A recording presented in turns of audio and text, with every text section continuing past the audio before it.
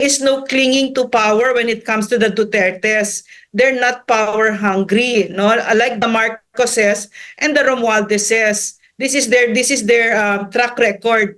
No, so iba yung salita at iba yung track record. So si Lucas Bersamin, pinapalabas niya na ang Duterte family ay hayok sa kapangyarihan, which is furthest from the truth. And ang dami niyang sinabi, pero hindi niya pinag-usapan yung main points. Hindi niya pinag-usapan yung drug addiction ni Bongbong Marcos at hindi niya pinag-usapan yung graft and corruption. Bakit yung kanyang sinabi lang na meron na siyang kinausap, if ever mapatay siya, ay papatay niya itong tatlo? Bakit hindi nila bigyan ng kaukulang bigat ang sinasabi ni Inday na itong si Martin Romualdez at itong si Liza Araneta, no, ay involved sa mga illegal na gawain? Diba? So nakikita niyo talaga ang double standard, no, Admar and MJ, no. Now, itong ginawa nila ngayon, again, is another form of intimidation, no? Just like what they are doing at the Blue Ribbon Committee and the Quadcom Committee investigation, no? This is just pure intimidation, pure political harassment. Kasi sinasabi niya na hinihikayat daw ni President Duterte na magkudeta. Furthest from the truth. You know this man, if he wants really a kudeta, pupunta siguro siya sa EDSA at sasabihin niya, punta na tayo sa EDSA. Lahat tayo susunod. Has he done it? No. And he has the ability, sinabi lang ni Ibi ngayon eh. Oh. In a matter of that 1 hour press con, almost 11 million viewers, no? And imagine, no? Phenomenal. He's a rock star. This president is a rock star. But there's one thing talaga that these people don't understand, yung mga nakaupo. One of the reasons why I love this man is he knows how to hold power. He knows how to wield it. He doesn't keep it for himself. Ginagamit niya yung power na yan, yung malalim ang intindi niya sa power na yan. Hindi yan ginagamit para sa akin, kung hindi para sa taong bayan, para bumuti ang buhay, para ma-empower sila. So kinakausap niya ang armed forces, kaya nyo ganito. Diba? So yun, malalim yun. Opo. Department of Budget and Management. So you manage it, diba? Like a good household. 2020. So I asked a former high official of the TBM, and he said that is a red flag. Of what does it mean? It means corruption. Doc, ano bang dapat malaman ng ating mga kababayan sa mga sandaling ito, lalo na dito kay kasalukuyang Vice President Inday Sara Duterte na kinakaharap ng mga aligasyong ipinupukol laban sa kanya? Alam mo Admar, MJ, mga kababayan, and EB, she's very strong ang Vice President. Tama talaga yung tatay niya. No, this is kayang-kaya ni Vice President ito. At ang hinahanap lang niya ay yung accountability. No, gusto niya yung sagutin ng Pangulo at ng administrasyon niya, yung sagutin, no, yung sinisingil ng taong bayan sa kanya, yung serbisyo, yung tungkol sa mga funds na walang maliwanag na explanation, katulad ng PhilHealth funds na malversation na yung nangyayari, yung gold reserves na pinagbebenta. These are the bigger issues for the Vice President, yung kagutuman, yung poverty, yun yung mas malalaking issues. Pero itong mga itong politika na yan, she's very used to it and kayang-kaya niya kasi obvious naman na pinag-iinitan siya, and we know why that is. It's for the ambitions of the Romualdez Marcos family, no? That's it. Pero basically, kayang-kaya niya. But recently kasi meron na namang recent development, yung pagtanggal ng security personnel ng Vice President, no? Pero kahit yan sasagutin niya yon at sasagutin din niya yung NBI tomorrow, lahat yun sasagutin niya. Opo, and ang nakapagtataka rito, halos isa yung kanilang, kasi merong paglilinaw na ginawa ang Vice Presidente kanina. Pero nakikita mo ba na parang iniiba nila yung parang naratibo at itong gusto nila na maging naratibo, yung maipakalat, halos marami sila mga resource person na yun yung doon parang isa sila ng linyahan para maipagmukha na ganito talaga ang nabanggit ng pangalawang Pangulo, yet may ginawang pahayag naman ang pangalawang Pangulo ukol dito. Oh, at saka Admar, yung mga personalities na nagsasalita katulad si ES Bersamin, nakikita mo din yung slant nung naratibo nila, no? Si Lucas Bersamin is supposed to be a very intelligent person and he's supposed to be a man of probity, but I wonder now where it has gone, where his principles have gone, that maybe his comprehension has also left him because very malicious and outright lies yung mga sinasabi niya about the former president and yung pahayag ng president kagabi at saka about the vice president, outright lies, like for instance yung nanghihimok daw si President Duterte ng kudeta, which is furthest from the truth. Very outrightly sinabi ni President Duterte yon. And I can attest to that. He's never been part of any oust BBM movement, not even the Vice President. In fact, the Vice President turned her back on a sure shot at the presidency. And the President, the former President, stepped out of office the moment it was time to step out of office. There is no clinging to power when it comes to the Dutertes. They're not power hungry, no? Like the Marcoses and the Romualdeses. This is their track record, no? So iba yung salita at iba yung track record. So si Lucas Bersamin, pinapalabas niya na ang Duterte family ay hayok sa kapangyarihan, which is furthest from the truth. And ang dami niyang sinabi, pero hindi niya pinag-usapan yung main points. Hindi niya pinag-usapan yung drug addiction ni Bongbong Marcos at hindi niya pinag-usapan yung graft and corruption, yung garapalan na pagnanakaw na ginagawa ng Marcos administration ngayon. Doon sa sinabi ni PRRD kagabi, he didn't touch on that. Nagdrama-drama lang siya, no? Nagdi-distract siya. He's not talking about what ought to be talked about, the burning issues of the day. All this distraction. So that's what I'm seeing right now. Si Ginoong Ibi naman, kamusta yung tanggap nito ng taong bayan, lalo na dyan sa area sa Visayas, sa mga namomonitor mo? Kasi nung nagkaroon din ng press conference ilang araw matapos nga yung nangyari dito sa kanyang chief of staff, no? Yung kumalma na lahat at nakiisa si VP Sara na may nag-vigil dyan sa VMMC. Bumuhos talaga, no? In 30 minutes, millions agad yung views. Nakita mo yung engagement ng taong bayan na parang bumuhos talaga, unlike sa mga previous pa. No? Kumbaga, masasabi nga natin, baka tahimik lang ito noong mga una, pero bumuhos ngayon. Dyan mismo sa ground, dyan sa province, ano ba ang tugon ng ating mga kababayan ukol dito sa mga issue nga nangyayari ngayon? Well, ako naman, no, Admar, MJ, and Doc Lorraine, no, I can really see na people, especially outside of NCR, are just feeling it out, no? And you can see na the two press conferences, no, or it was not even a press conference, it was just a very short media statement done live on her Facebook page, itong si Inday Sara, no? In 24 hours or about less than 36 hours, nasa mga 10 million views na yon, no? And across social media, another 10 million or so. Si PRRD naman last night, in less than 12 hours, nasa 10 million views na. Ewan ko kung ilang milyon na yan ngayon, no? Whereas itong si Bongbong Marcos, no, nagpalabas ng isang videotaped statement, no? Ewan ko kung umabot na ba ng 500 million views ngayon, 500,000 views. And sadly, yung mga laughing emojis doon ay mas marami pa kaysa mga emojis na sympathizing or showing sympathy to him.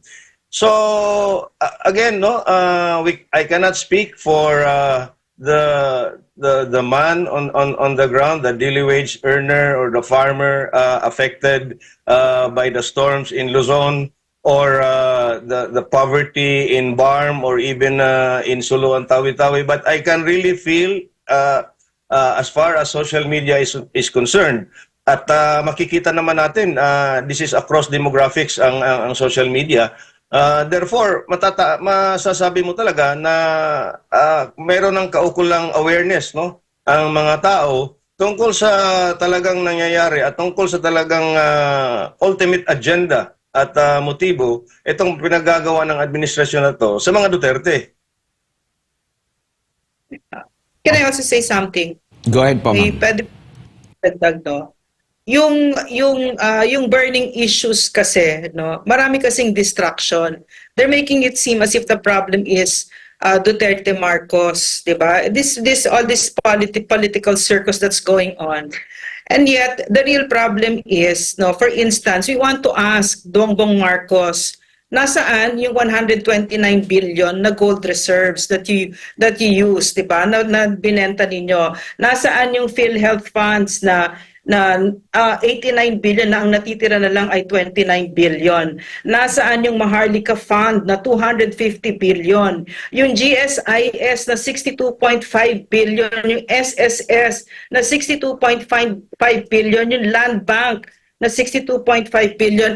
And recently lang, no, I found out, although this happened quite a while already, yung PDIC, Philippine Deposit Insurance Corporation, 117 billion kinuha at inilipat sa Department of Finance. Pera natin yon. Hindi yun pera ng gobyerno. Lahat yun yung nasa bangko natin na pera, kinuha at dinagay sa Department of Finance. Bakit? Pera natin yon. 'Di ba? So, yun ang mga pasagutin natin sa kanila. Wag na yung mga politiko sila eh. Tayo hindi man tayo politiko. The vast majority of Filipinos are just really we just want the prices to go down. We want you to serve us and we want you to stop stealing from us. Tumigil na kayo. So yun yung mga issues dito. I just want to echo what the President said. Si Inday, kaya niya yan. Kayang-kaya ni Inday kasi for one thing, she is on high ground. Ito mga ito, puro invento lang naman yan eh. Wala naman silang maibabato. 125 million confidential funds na na it's undergoing the COA process, di ba? Pero magkano yung confidential funds ng President, Intel funds, etc. At saka major issues itong sagutin ninyo. Yun yung sinasabi natin dito, 'di ba? Huwag tayong magpapadistract kasi those are important issues, lalong-lalo na yung drug addiction ng president na ito. Sagutin mo 'yan. Sagutin mo 'yan. Magpa-drug test ka kasi kami Pilipino, we deserve better. We don't want to have a president who's a drug addict. 'Di ba? So that's it. That's what I want to say. No?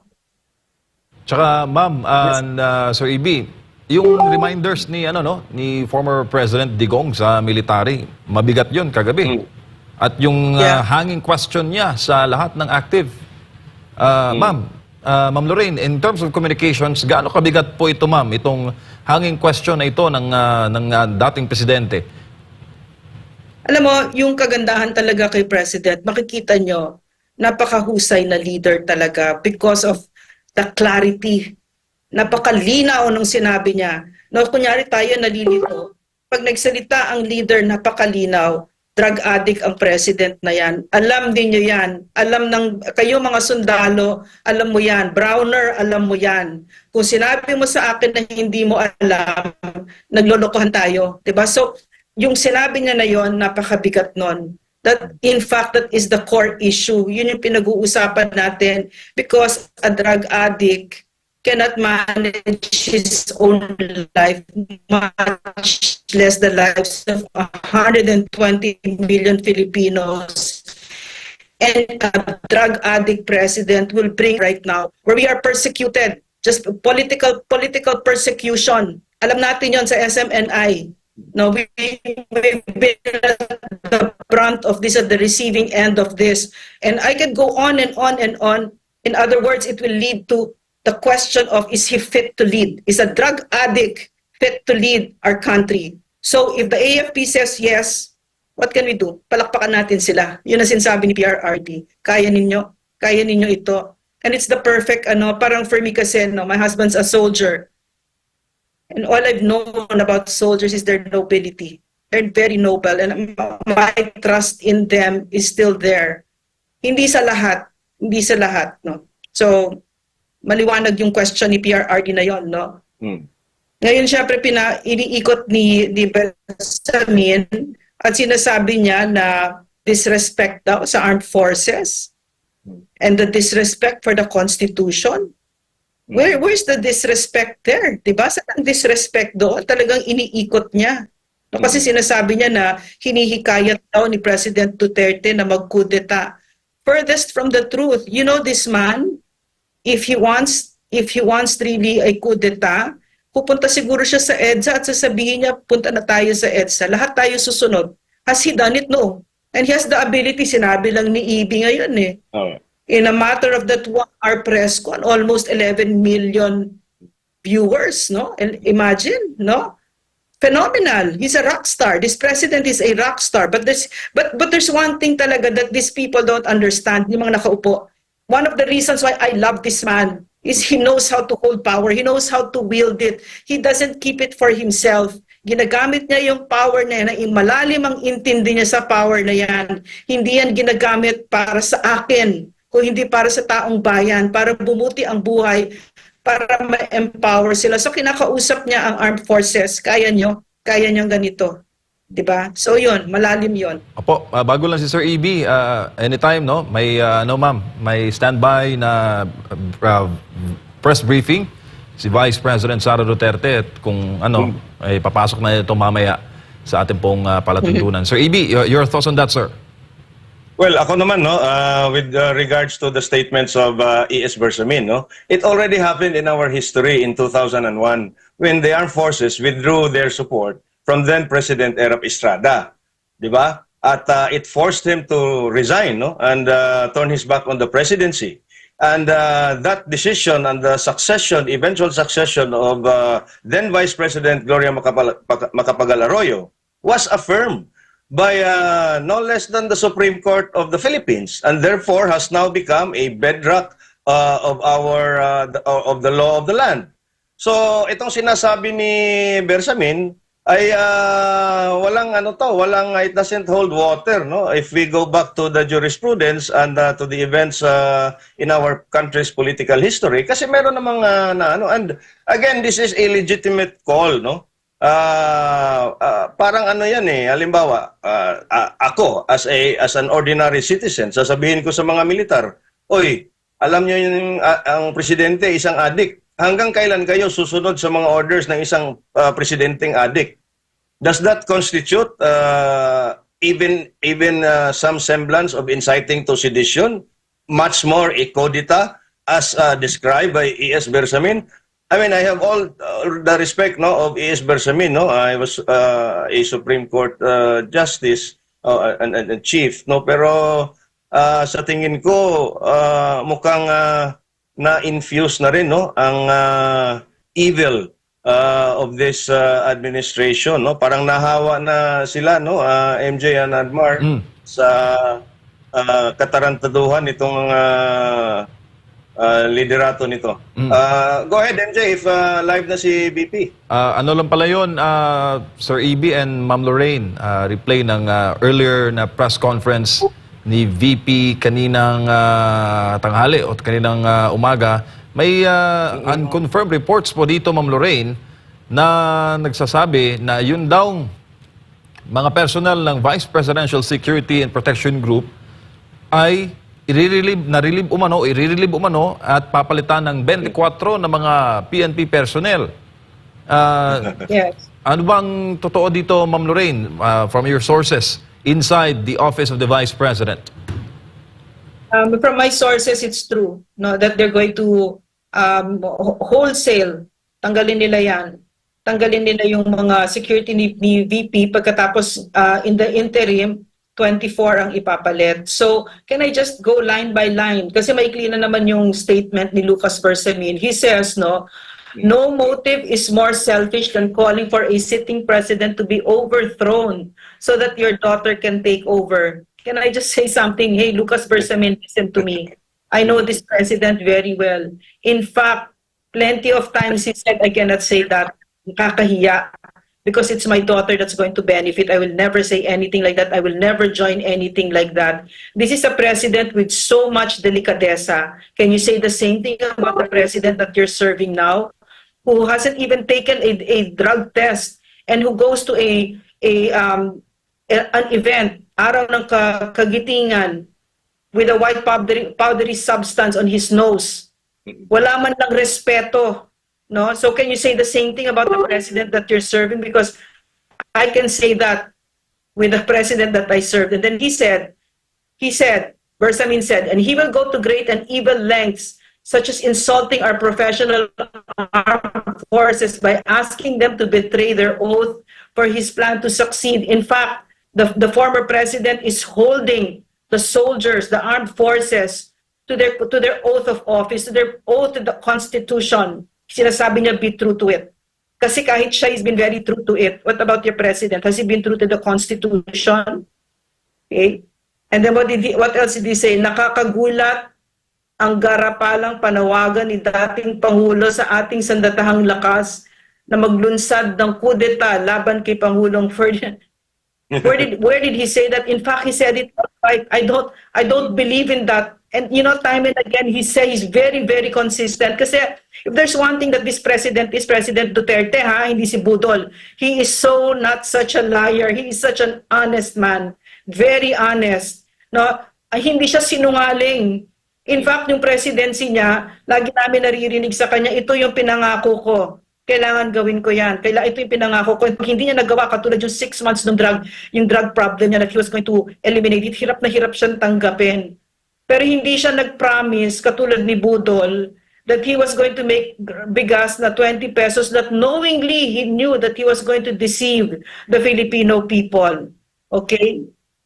And then he says here, this administration will not shirk from its sworn duty to govern and manage the affairs of the Filipino nation according to the Constitution and the rule of law. Really? The rule of law. Where is it now? We here at SMNI are on the receiving end of the brunt of the violation of our constitutional rights from the get-go. I was illegally detained because we asked for accountability from the first cousin of the president. Did anybody of you stop him? Yung kahit yung mga rallies, Bill of Rights na yung sinasangga ninyo, di ba? At saka yung katahimikan ngayon, yung freedom of speech, wala na. Press freedom, wala na. Kinuha na ni Martin Romualdez. The cornerstones of democracy, winasak ng Marcos administration. So you have no moral ascendancy to be claiming that you are upholding the Constitution, Mr. Bersamin. I could go on and on, but this is not my point. Bago lang si Sir EB, Ma'am Lorraine, no? Kinonfirm po sa isang report ng Mindanao Times, sinabi nila dito na yung mga personnel ng VPSG na nakatoka kay VP Sara may be relieved of duty. Ayon sa kanilang source, ayon sa isang opisyal, who added that they are still waiting orders from higher command. At sabi dito, Ma'am Lorraine, i-quote ko lang yung source ng Mindanao Times, all VPSG personnel are being relieved and will be replaced by 24 PNP officers. Sabi pa dito, they don't even have a written order to show, and yet the 24 PNP personnel are already here. Sabi ng source ng Mindanao Times. Nasa 335 pala no, ng mga personnel ang kabilang dyan sa VPSG. Mga police at mga military security detail naka-employ o naka-deploy kay VP Sara sa mga lakad niya, sa lahat ng kanyang mga activities being the Philippine Vice President. Sir EB, na-confirm, may nag-report sa press. Anong masasabi mo, sir? Well, sinabi din naman nila yan na ang duda daw nila, yung assassin na quote-unquote kinontrata daw ni VP Sara ay most probably nandyan sa embedded in her presidential security group, no? But if before going into that, MJ, Admar, and Doc Lorraine, no? Meron din tayong informasyon na ilang a number of Davao-based PNP personnel have also received orders to be reassigned to Luzon. without any viable reason at all. So, kung titingnan mo, ang panggigipit nila, okay, si VP Sara, for the last 2.5, almost 3 years, hindi nagsasalita just so she can cooperate with this government. Ilang taon siyang binalahura, ilang taon siyang winalanghiya, at ngayon na nag-speak out na at sinabi na ni Inday lahat, sila ngayon ang biktima. Now, if you look at what the narrative is, no? Kung sila, imbestiga kaagad. Pero yung kay Inday Sara na, which is also a valid national security concern, yung kanyang threat sa kanyang security, ay wala man lang ginagawa itong gobyernong to. Second, yung mga revelasyon ni VP Sara, yung involvement ni Martin Romualdez sa Pogo, sa smuggling, and in fact, the VP in her press conference, the Zoom meeting, I think, with Doc Lorraine, sinabi niya, maybe is also receiving money from the illegal drug trade. Bakit yon hindi nila pinuna? Because if they are holding ground, no, because VP Sara is the second highest official of the land, no, and treating her statements as very, very serious and a concern for national security, bakit yung kanyang sinabi lang na meron na siyang kinausap, if ever mapatay siya, ay papatay niya itong tatlo? Bakit hindi nila bigyan ng kaukulang bigat ang sinasabi ni Inday na itong si Martin Romualdez at itong si Liza Araneta, no, ay involved sa mga illegal na gawain? Diba? So nakikita niyo talaga ang double standard, no, Admar and MJ, no. Now, etong ginawa nila ngayon, again, is another form of intimidation, no? Just like what they are doing at the Blue Ribbon Committee and the Quadcom Committee investigation, no? This is just pure intimidation, pure political harassment, no? Again, to diminish the popularity and tarnish the reputation of the Dutertes, and secondly, no, to hide, no, all these very important issues that beset our country today, na wala tayong matinong programa na makikita na ginagawa ng gobyernong ito. We are now back at 59 pesos to $1. We've had 6 major storms over the last month or so. That in itself is very, very inflationary, no, in the next few months. Kasi ang naapektuhan dyan are the food-producing areas, no? The farmlands of this country, no? So, again, this is all just political adventurism, no? They are afraid because they think VP Sara is the threat to their ultimate agenda of staying and clinging on to power beyond 2028, no? The question on security of VP Inday, that remains to be seen, and I hope the friends of Inday, especially Senator Bato de la Rosa, would be concerned enough, no, to look into this, no, and really investigate, no, as to what really is going on in terms of the VP security. Opo, ang impormasyong nakuha natin ay itong mga matagal na palang rekomendasyon ito na mailipat itong mga pulis na ito mula sa Davao, particularly sa Police Regional Office 11, at ngayon lang natuloy, mga kapartner, no? And as of sa ating pag-uusap ngayon, merong at least 65 PNP personnel ang na-relieve sa PRO 11 at na-reassign sa iba't ibang mga rehiyon. Ang nakita ko pa nga dito sa mga pinasa sa atin, nakuha natin ng mga impormasyon, mga dokumento, yung iba dito hindi mga opisyal eh.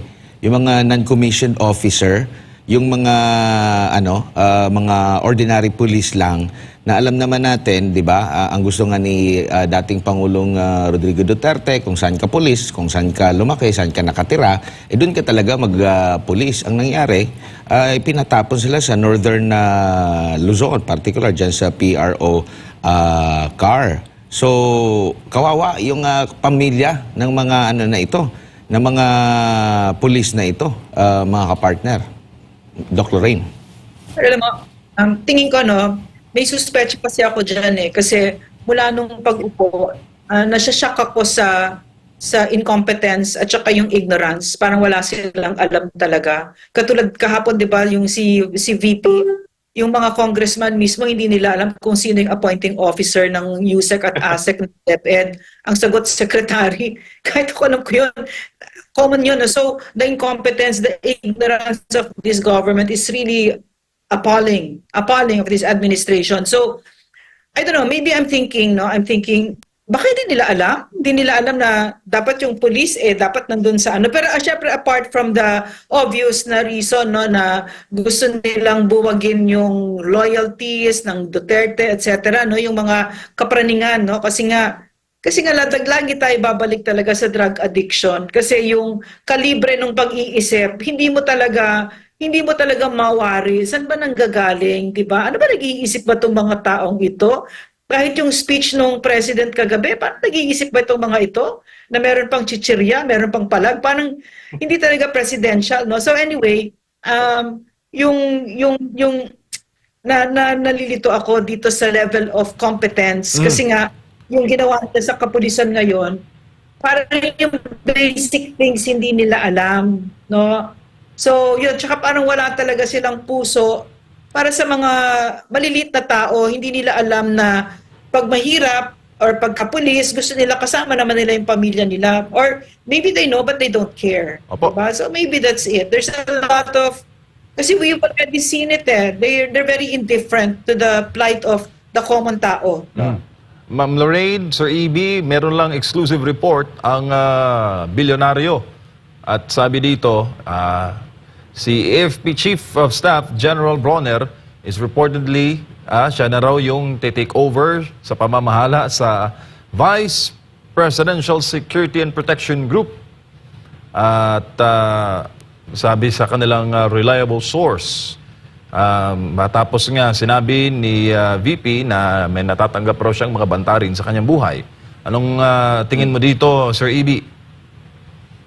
Well, again, no, I'll go back to my first proposition. It's just pure intimidation. It's pure demonstration that they are in control, no, so to speak, no. Again, etong mga pinagagawa nila, no, nakikita ng taong bayan ito, no, at napapansin ito, no, hindi lang dito sa bansa, no, kundi sa milyon-milyon ng mga OFW ngayon na nasa ibang panig ng mundo, no. Pero ang punot dulo niyan, no, sa tingin ko lang ay gusto talaga nila na i-control, no, yung movement ni VP Sara, yung kanyang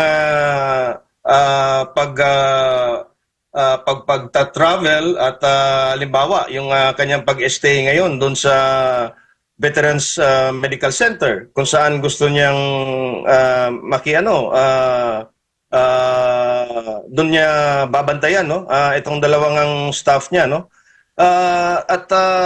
kasi pag ikaw kasi if you have this uniform personnel na hindi mo kilala, breathing down your neck almost 24/7, no, they probably thought na itong si VP Sara will be intimidated enough na will stop on her rhetoric, no, or not even rhetoric, no, yung public statements niya na talaga namang very yung implications noon, because again, as I've said, a sitting vice president do not just let go of those statements without the evidence at hand.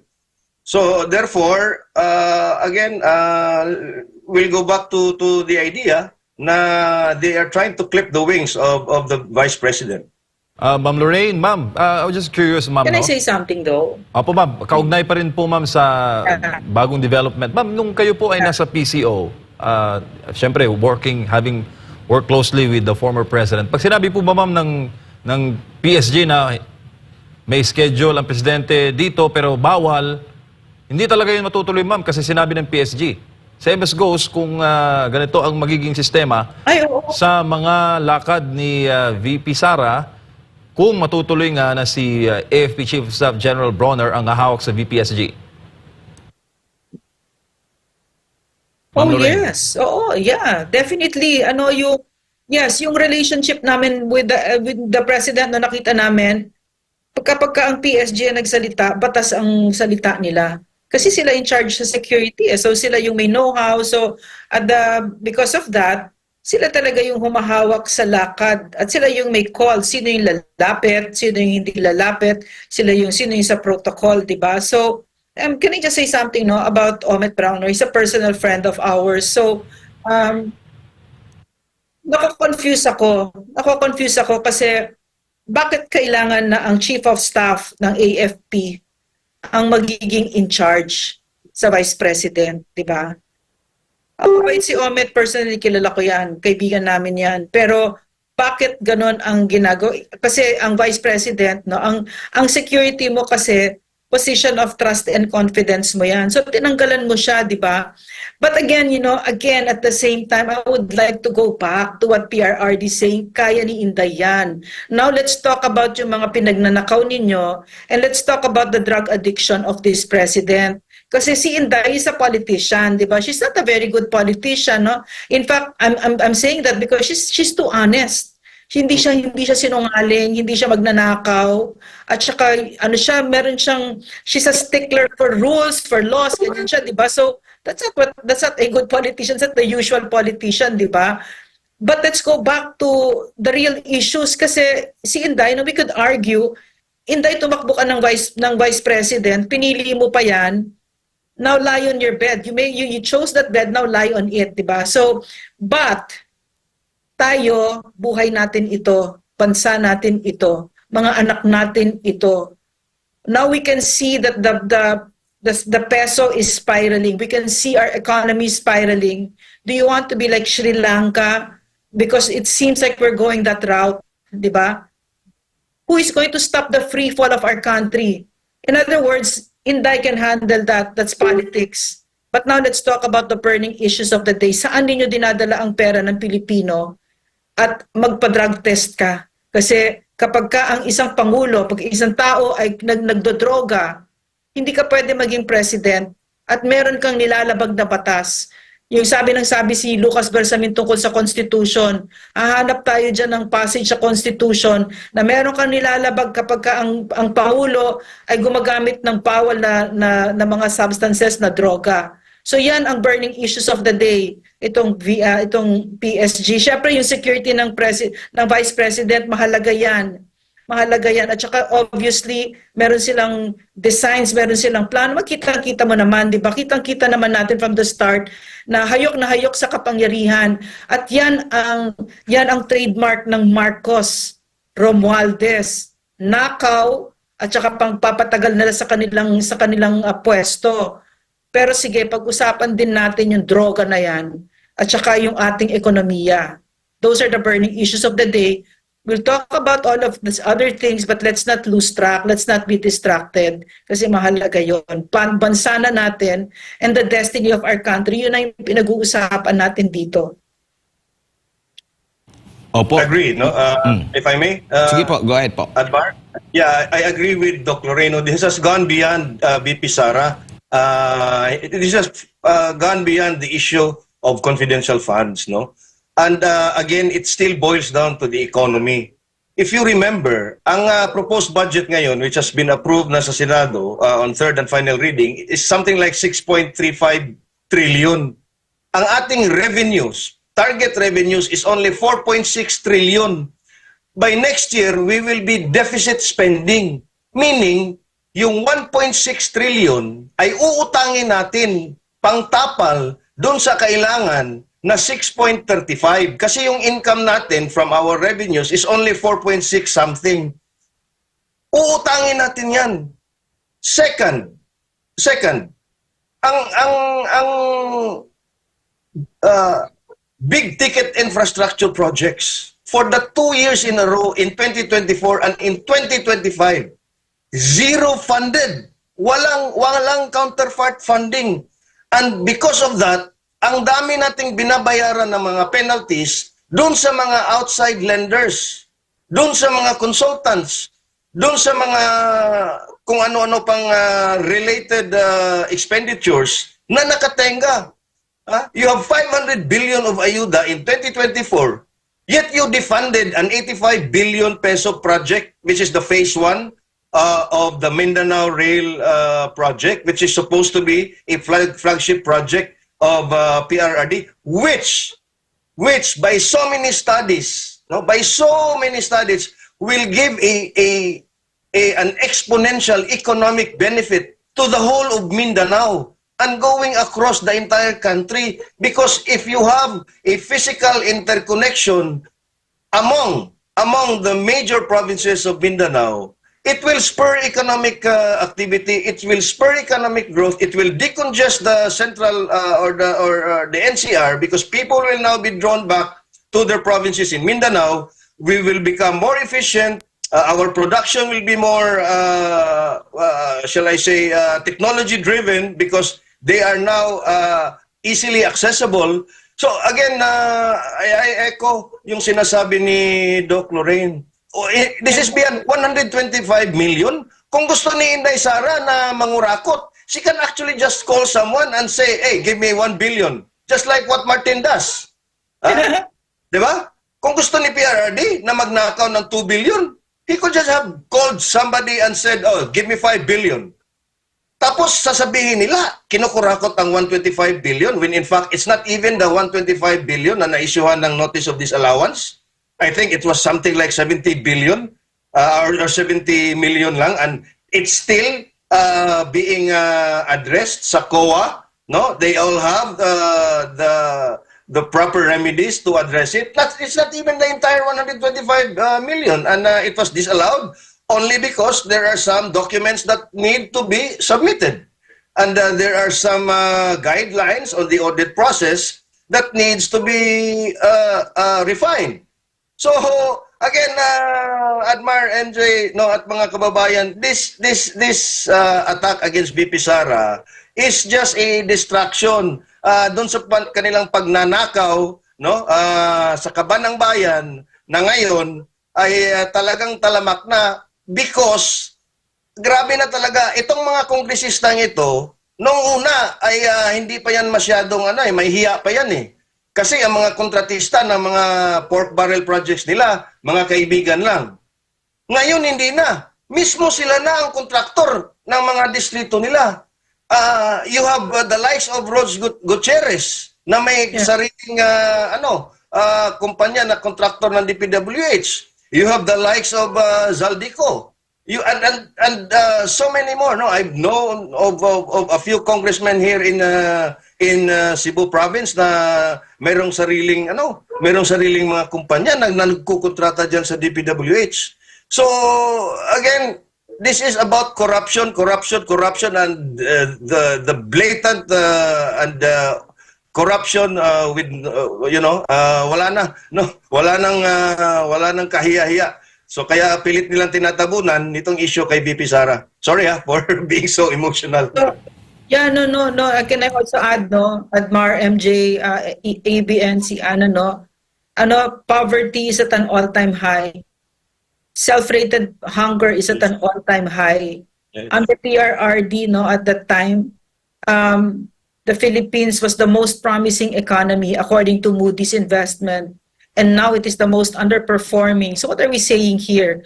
The country is hurtling towards the abyss. No? And why? Why is that? Because we have a president who's unfit to lead. And why is he unfit to lead? Because he is a drug addict. So we're asking the armed forces, are you still willing to accept this? Are you still willing to support a president like that? Diba? So yun yung tinatanong natin. Kasi ang pinag-uusapan na natin dito, bansa na natin ito, the things that we do here right now, that's why we're fighting for it, no, will redound to future generations. Lahat ng ginagawa natin dito ngayon, pwede tayong maging Syria or pwede tayong maging Denmark. Diba? And we were going towards that eh. It was I take it almost personally kasi pagod talaga kami, trabaho talaga kami noon nung under PRRD. Tapos all of those things that we worked so hard for, wala na. It's all gone. Lumalakas na naman ang CPP. No, sila alam mo ba ang CPP, ang Gabriela, etc. Namimigay na sila ng ayuda, bumibili, nagvo-vote buying ala Martin Romualdez kasi binigyan sila ni Martin Romualdez ng napakaraming bilyones ng funds. So ngayon bumababa sila at namimigay din sila kasi gusto nila yung bid back to Congress na dapat pigilan natin 'yan. So all of those things that we worked so hard for, kahit yung infrastructure, all of that, it's gone. All that bright dreams, how hopeful we felt about our country. And now it's like hell in this country. So, yun yung pinag-uusapan natin dito. Alam mo yung kay Inday, kaya niya yan. Kaya niya yan. Yan din yung nabanggit ni dating Pangulong Rodrigo Duterte, na mention mo rin ito kanina, Doc Lorraine. Ang sabi niya dito, na ang pinakamalaking problema na kinakaharap ngayon ng bansa, ang mas mabigat na problema ay yung hemorrhage daw na nangyayari sa ating bansa. Yung issue doon sa PhilHealth, sabi pa nga, government malverse the money of the people, itong sa Maharlika Fund, at yung sinasabi ni dating Pangulong Rodrigo Duterte na walang proyekto ang gobyernong ito. Grabe. Wala talaga. Wala. Can you name a major infrastructure project of this government halfway into the term of Bongbong Marcos? Wala. Nothing. Nada. And in fact, Dr. Lorraine, Prof. Ana, we've just been overtaken in terms of tourist arrival, foreign tourist arrival by Cambodia. So can you imagine, Cambodia has just overtaken us in terms of tourist arrivals. We are now number 7 because we used to be number 6. I think 7 yung Cambodia. So now nalagpasan na tayo ng Cambodia. And since Professor Ana now is here, there's just a statement from Vladimir Putin when asked bakit niya ginamit yung hypersonic missiles, a new kind of ballistic missiles dun sa Ukraine. It's to show the US na pagka tinuloy nila ang paglalagay nila ng mga Typhoon weapon systems, na intermediate nuclear weapon systems sa Nancy Islands in Japan at dito sa Pilipinas, magde-deploy din naman sila ng kanilang mga nuclear armed missiles. Therefore, it's not just the economy, it's also our security that has been, it's like we're being fed to the den of lions, by this administration. Yes, Doc. Yeah. Kaya nga, there's so many distractions kasi. Tapos ang Filipino tayo, we're very personality-oriented, di ba? Para tayong the usual, guy and pip, whatever. Di ba? We're so personality-oriented. But, of course, it concerns us, yung politics concerns us. But at the same time, pag-usapan natin yung ginagawa nila sa Pilipinas, na nililimas nila ang kaban ng bayan natin. Ano na ibibigay natin sa mga anak natin? Biro mo, in the first quarter pa lang of this year, ang gaan natin 84%, wala na, or 83%. That's a red flag, super red flag yun, kasi ang GAA by law 20% iniiwanan mo for the disaster. So that means ang natira 80%, so 20%. So Department of Budget and Management, so you manage it, di ba? Like a good household. 20. So I asked a former high official of the TBM, and he said that is a red flag. Of what does it mean? It means corruption. So we have a president who's sleeping all the time. Maybe he's high all the time. He's absent all the time. That's why he has an abusive cousin who really ginagahasa ng Pilipinas. But you know what? I also found out na si Bongbong Marcos, he's also the brains behind all of this, no? Behind all of, he's not innocent, no? So yeah, go ahead, EB. Yeah, I agree with you, Dr. Lorraine. He's not innocent. And in fact, inamin na nga niya before Pepito made landfall na yung quick response fund was already depleted. So imagine, you already know that you are going to be struck by 20 or so typhoons every year. Pero at just about that point, naubos mo na yung quick response fund mo. How bad a manager can you be if not for being corrupt?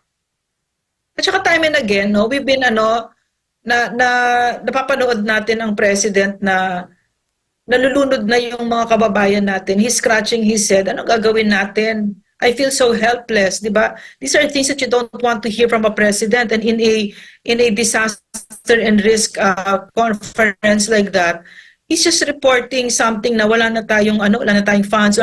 Imbes na sinasabi niya kung ano ang dapat niyang gawin para sa Pilipino. Kasi kaya ka binoto na you have all the resources of government at your disposal. Because it's true, he doesn't know how to be a president. That if that's not clear to you yet, no, then you must be Lucas Bersamin. No, because it's so clear. It is so painfully clear to us now. Opo. That we made such a big mistake. Yeah. Opo. Siguro, bilang panghuli na lang po, Sir EB and Doc, mensahe niyo po sa ating mga kababayan, Doc Lorraine. Okay, so sa mga kababayan, Admar, MJ, and EB, thank you so much mga kababayan for joining us. No, may pinagdadaanan ang bansa natin ngayon, pero I'm very hopeful for us. No, chill lang tayo, relax lang tayo. Hindi ang pinagkukuhaan natin talaga ay yung lakas ng loob sa isa't isa at sa sarili at sa Diyos. Diba? The Philippines is very malakas ang faith ng Filipinos. Gusto ko yung sinabi ni Pastor Kipuloy. And it's what I keep telling myself, malalampasan natin ito.